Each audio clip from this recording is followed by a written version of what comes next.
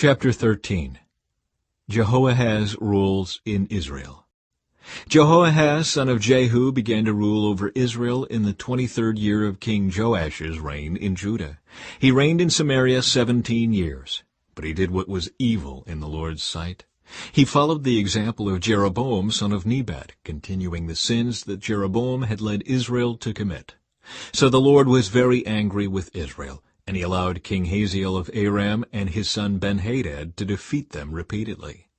Then Jehoahaz prayed for the Lord's help, and the Lord heard his prayer, for he could see how severely the king of Aram was oppressing Israel.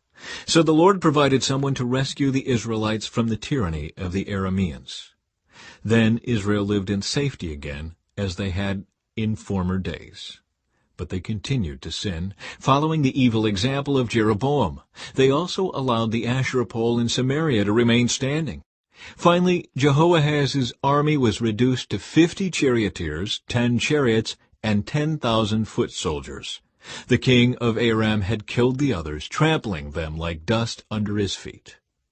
The rest of the events in Jehoahaz's reign, everything he did, and the extent of his power are recorded in the book of the history of the kings of Israel. When Jehoahaz died, he was buried in Samaria. Then his son Jehoash became the next king.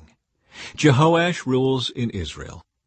Jehoash, son of Jehoahaz, began to rule over Israel in the 37th year of King Joash's reign in Judah.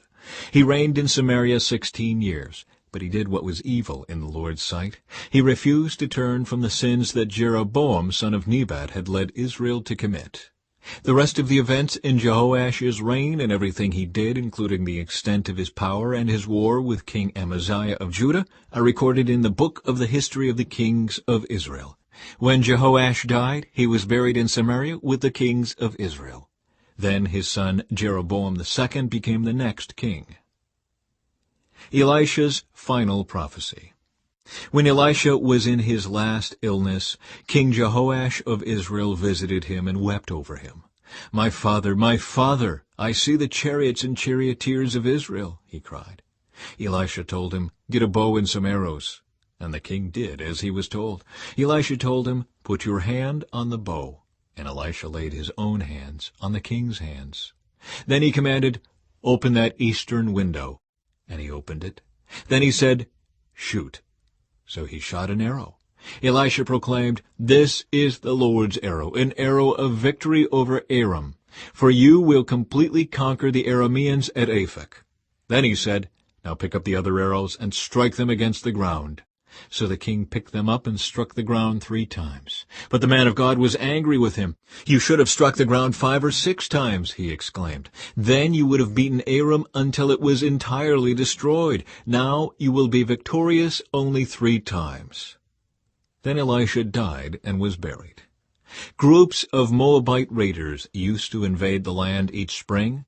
Once, when some Israelites were burying a man, they spied a band of these raiders. So they hastily threw the corpse into the tomb of Elisha and fled. But as soon as the body touched Elisha's bones, the dead man revived and jumped to his feet. King Hazael of Aram had oppressed Israel during the entire reign of King Jehoahaz. But the Lord was gracious and merciful to the people of Israel, and they were not totally destroyed.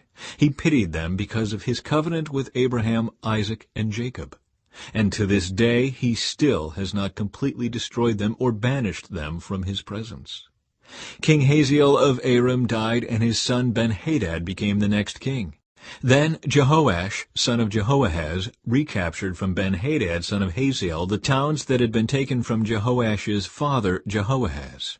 Jehoash defeated Ben-Hadad on 3 occasions, and he recovered the Israelite towns.